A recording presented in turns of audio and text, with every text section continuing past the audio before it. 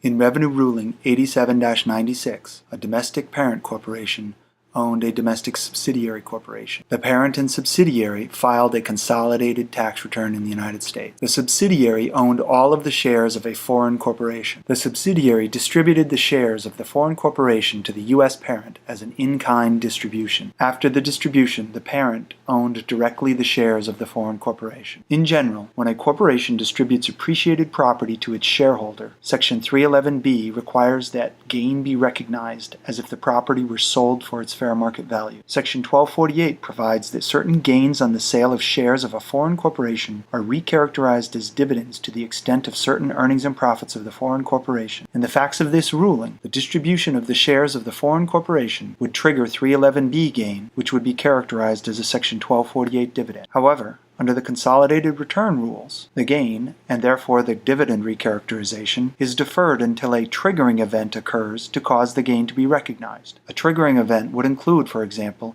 a transfer of the shares of the foreign corporation outside of the consolidated group. At that time, the Section 311B gain would be recognized.